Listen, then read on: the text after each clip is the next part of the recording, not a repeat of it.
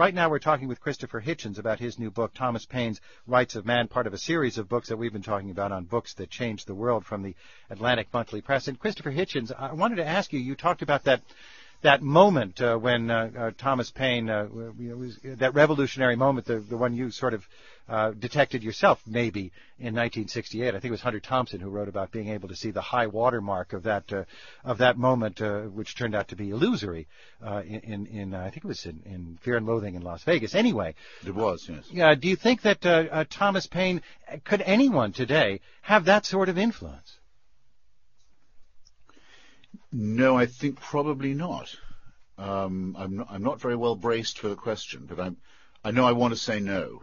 I think it's because all the problems that we now have are so much more complex.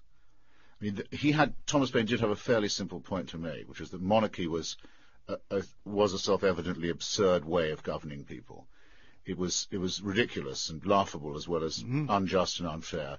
That it would in fact fall. That there were intelligent ways of replacing it and expanding the democratic and republican alternative. Now, we can't say that we live in a blissful dawn like that, as Wordsworth once phrased it. We can't. But we can at least be proud of some of our ancestors. Indeed. And it's interesting in your comparison of him, of course, the argument that he was having with Edmund Burke. Burke comes off as being a man of another time. Paine comes off as a modern man. That's very much so. I mean, for Burke, as oddly enough, in some ways for Jefferson, the natural order of mankind is agricultural, is rural. Yes, yeoman farmers. Agrarian, as Jefferson would have preferred to say, yes. That's what keeps people in harmony with one another and with the land, with nature, prevents the alienation and dissipation that comes from urban life. I mean, if you have urban life, the next thing that will happen is you'll have paper money, and then where will you be? People will be doing it in the street and frightening the horses. There'll be no morals. There'll be nothing will be sacred. So that really is what one could call a reactionary opinion.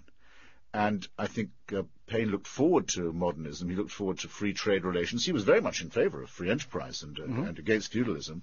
That's why a lot of people like Reagan have always admired him. Yes, a very great fan of Adam Smith, a contemporary. Yes, absolutely. And looked forward to the expansion of trade relations to South America and thought this would be a way of unfettering ancient and backward societies. And very much looked forward, this is highly important, as did Jefferson, to the idea of America being an empire for liberty, a superpower that would outlast all the other empires and would put fear into the empires of the old world with an empire of its own. An email question from Nora. Did Paine weigh in on Abigail Adams' request to her husband that the men writing their new code of laws remember the ladies? I can't say that he was terrifically good on this. Nor Jefferson either. Well, Jefferson actually was rather indifferent to that call. Paine, I can't find very much in his work that bodies forth the idea of feminism. When American feminism starts at the Seneca Falls Conference and elsewhere, when it does begin to declare itself, often they use Paineite rhetoric to make their case, but he didn't really especially want to include them. And I think I mentioned earlier, his own relations with the gentle sex were always rather distraught, for reasons that we don't know anything about. Email this from Thomas. I recognize that religion was problematic for Paine, but I see elements of a spiritual life. There is a need to speak to the human spirit to create the type of revolutionary changes Paine advocated.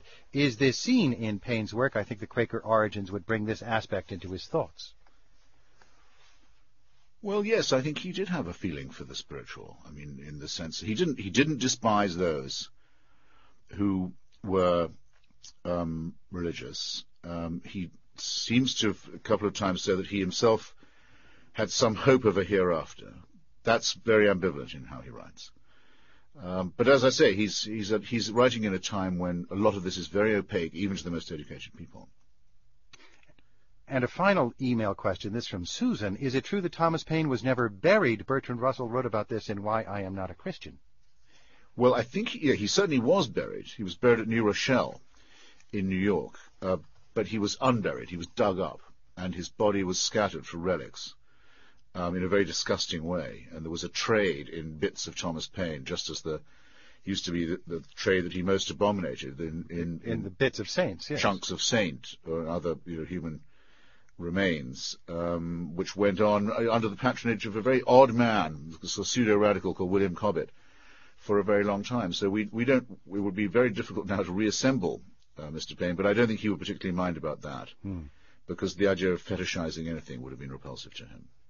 Christopher Hitchens, thanks very much for your time today. We appreciate it. Very good of you to ask me. Christopher Hitchens, contributing editor to Vanity Fair. His book, Thomas Paine's Rights of Man, part of the series on books that changed the world. You can read an excerpt from Hitchens' book on our website at npr.org/talk, and you can find a link to Thomas Paine's Rights of Man on our blog at npr.org/blog of the nation.